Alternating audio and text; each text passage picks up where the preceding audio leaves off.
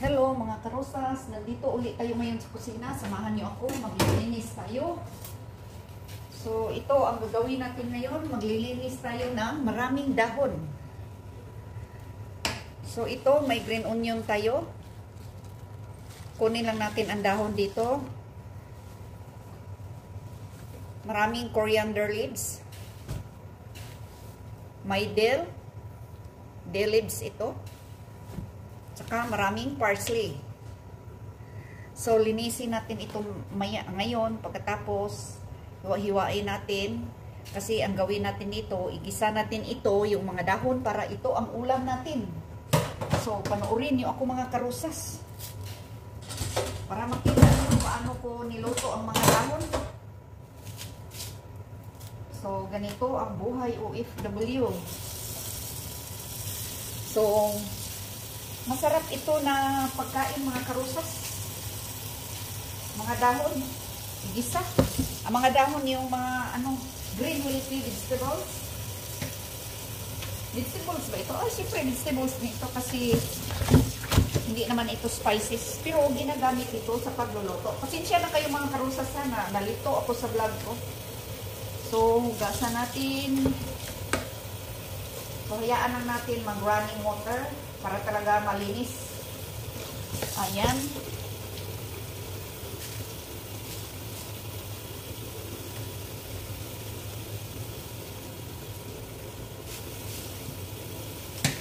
So, kailangan isa-isahin natin ito para matanggal yung balas-balas. So, hinayaan ko na yan, mag-running ang tubig hanggang umaapaw. So, mamaya na yung coriander at parsley kasi isa-isahin natin yan. Kasi hindi yan pwede isali ito. Kailangan alisin natin. Pwede isali yung malambot pero yung matigas hindi yan pwede. So, itabi muna natin ito mga karusas.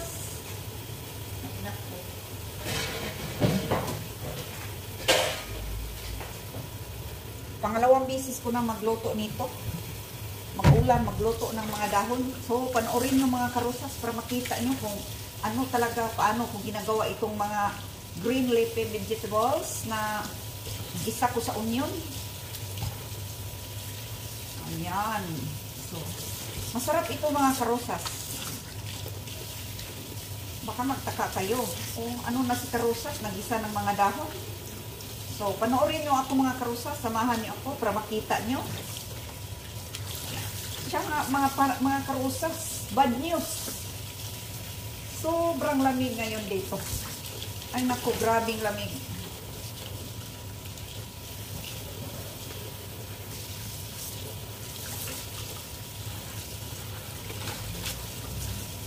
Sobrang lamig mga karusas.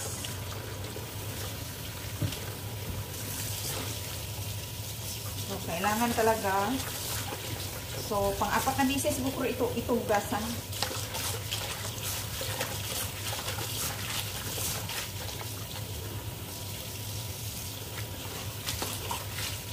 Ayan. So, ganito ang buhay OFW. So, pag OFW ka, kailangan panoorin mo yung video ko. Panoorin ninyo mga karusas para malaman nyo anong klase itong mga dahon. Kasi importante ito sa pagluluto. Yan. Laban lang tayo.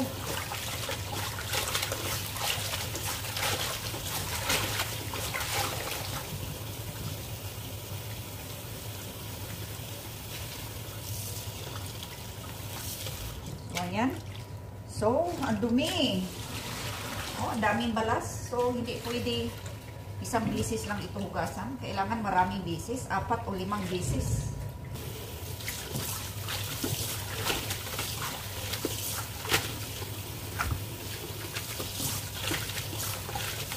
Kailangan talaga yung hugas. Titingnan natin wala bang nahalong itim-itim. So, kailangan malinis yung trabaho natin.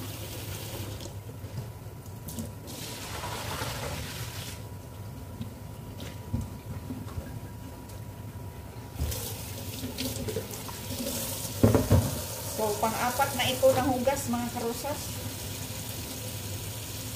So, kailangan ibabad natin ito para matanggal talaga yung balas-balas niya. Ibabad natin sa tubig. So, maya balikan natin.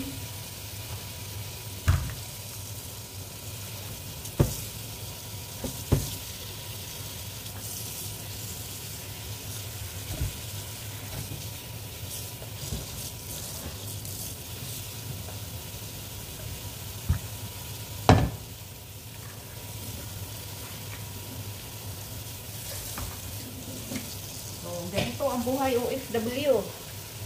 Laban lang.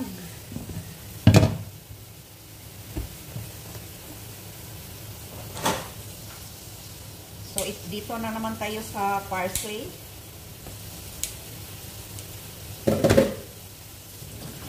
Ayan, malinis na. Time to chop na mga karusas.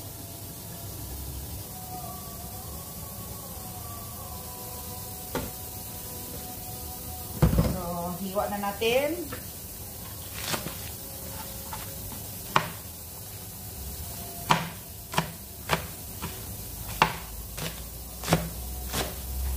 Spring onion ito mga karusas.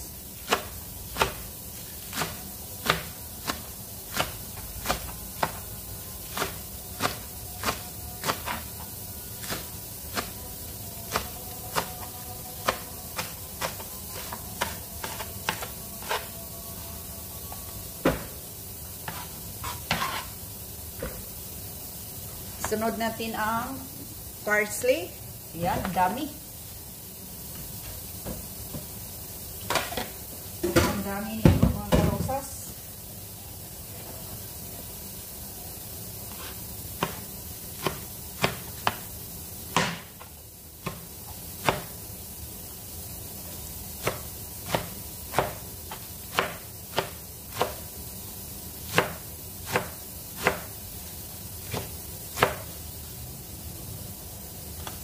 Tapos na ang parsley.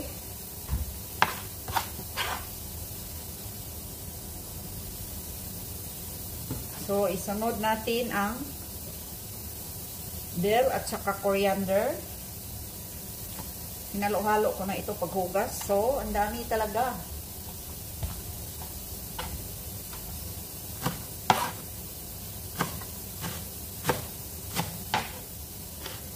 So, reminder, mga kapwa ko OFW, kailangan ibabad natin sa tubig sandali kasi mabalas ito, magraba ang mga tanim dito. Saka may mga fertilizer. So, kailangan hugas na hugas talaga. Malinis, as in malinis.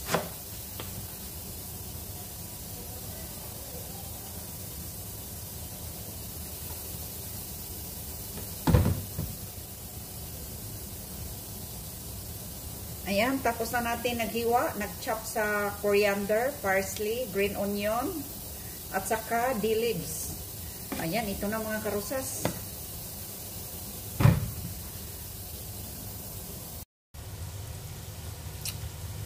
Ito na, ginisa na natin ang onion para sa dahon natin. Para sa dahon na gulay, saka may dito sa banda kabila may black eye beans, saka may stem tayo ng karne. So maglagay na tayo ng black pepper, konting garlic powder,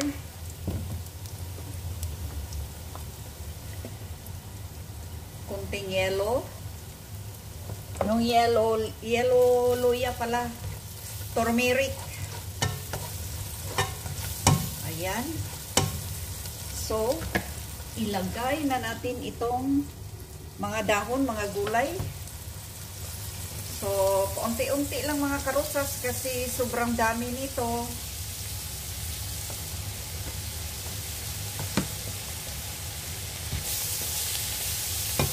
Pagkatapos nito, lumiit ito, lagay natin itong beans. Pagkatapos sa beans, yung karne, asin. Ayun, luto na mga karusas. So, ganito mga karosas.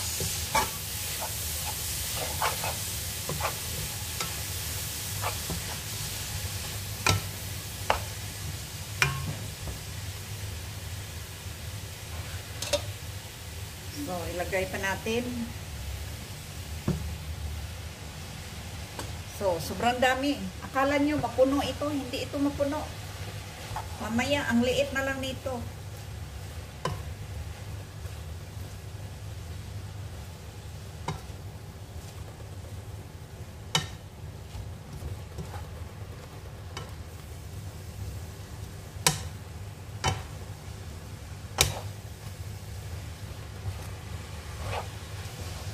Kailangan malakas yung apoy niya para hindi magtubig.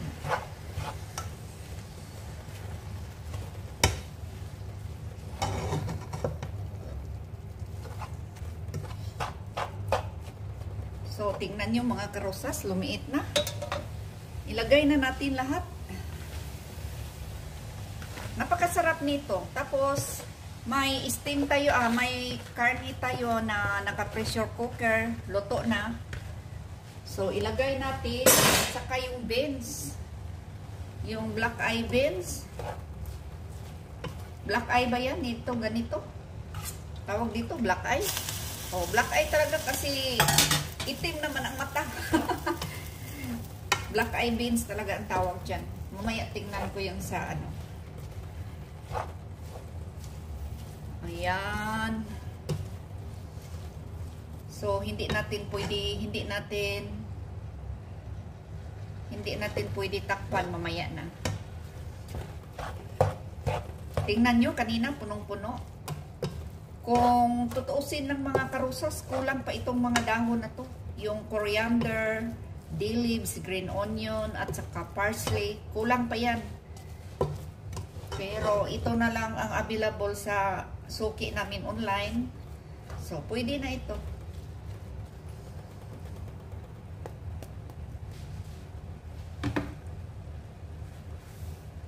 So,